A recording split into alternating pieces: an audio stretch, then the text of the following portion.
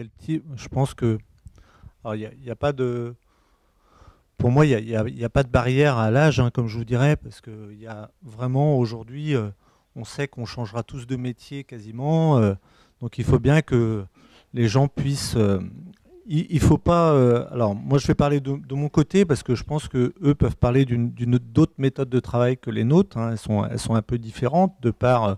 Bah, voilà, ils vous disaient, ils sont trois, ils servent 400 couverts. Nous, on est 7, on en fait 45. Donc, forcément, c'est pas les mêmes méthodes de travail, c'est pas les mêmes produits, c'est pas la même façon de faire. Même si il peut y avoir des deux côtés l'envie de bien faire. Ça, il n'y a pas de souci là-dessus. De se réorienter, il y a quand même un côté physique qu'il faut pas négliger, hein. Je pense que n'importe dans laquelle des cuisines, il y a un côté physique où si physiquement on n'est pas en forme ou on n'est pas, voilà, c'est très compliqué de venir dans la restauration quand même, hein. C'est un côté debout, où on porte des choses, où on a des statures, où on est obligé d'utiliser toute notre physique, hein. C'est quand même quelque chose qu'il ne faut pas négliger. Et voilà.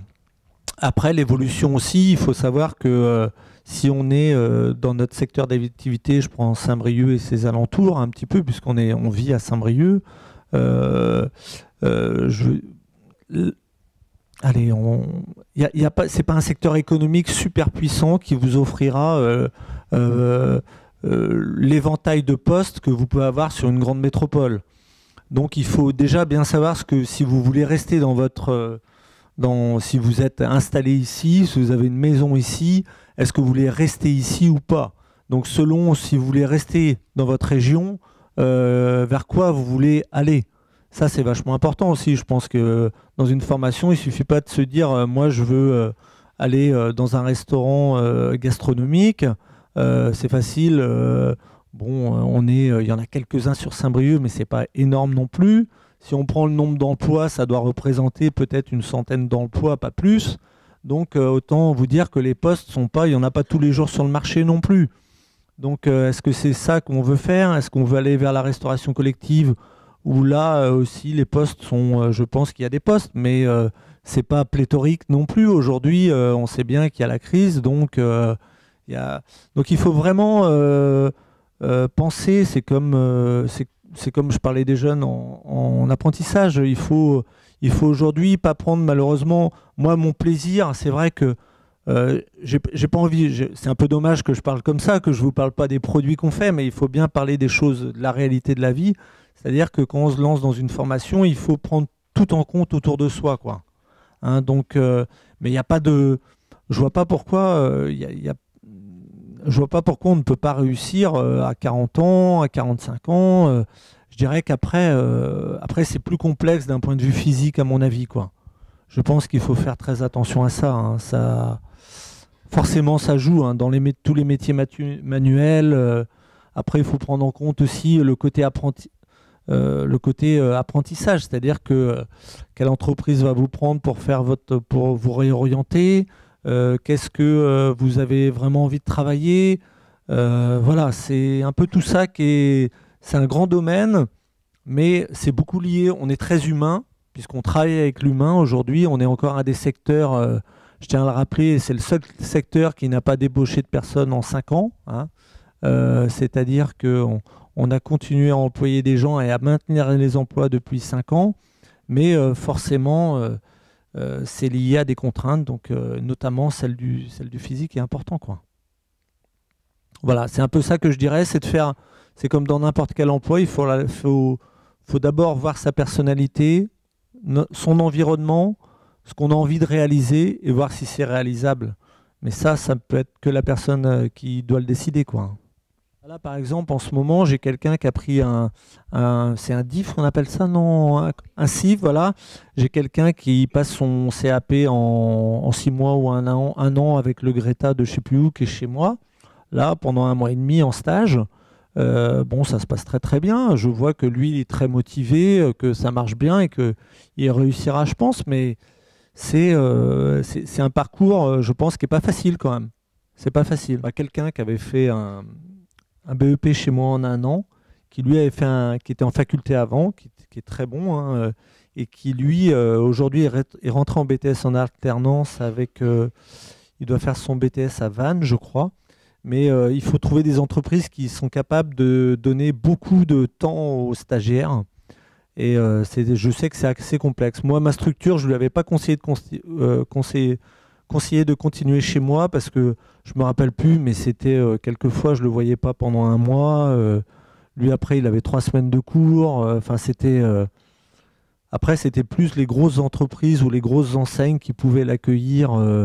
Ou genre, par exemple, des hôtels qui ferment 4 mois l'hiver et qui il regroupait tous ses cours pendant 4 mois et après, il était 8 mois dans l'entreprise. Mais voilà. Mais vous donnez exactement comment ça se passe. Si c'est difficile, je ne sais pas trop. Je ne pourrais pas répondre là. Juste pour ma part, je m'occupe donc de faire venir des stagiaires, hein, comme je disais, surtout quand des personnes adultes. Moi, je pensais surtout à l'emploi des adultes. Donc, je travaille avec des associations comme Adaléa, Mission Locale, qui me proposent des personnes sur une période déterminée.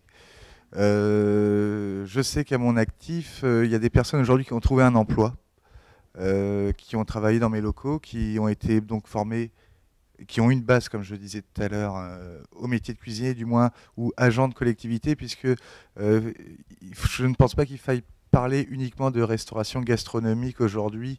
Dans la restauration, on touche des milieux qui sont différents, où on demande des bases différentes aux personnes, si vous voulez. Donc, ne serait-ce qu'en agent de collectivité, je sais que j'ai eu en retour des stagiaires qui sont venus chez moi, qui ont trouvé des emplois. Et autrement, une fois qu'ils viennent chez moi, je leur propose aussi des sociétés d'intérim par le biais desquelles elles trouveront de l'emploi, notamment, alors ponctuellement, c'est sûr, je ne garantis pas un emploi derrière, mais ponctuellement, ce sont des gens qui trouveront des missions pour des durées déterminées, mais vous savez, un CDD, c'est aussi bien 15 jours que ça peut être 6 mois, ça peut être 1 an. C'est toujours intéressant, je crois, quand on a envie de travailler.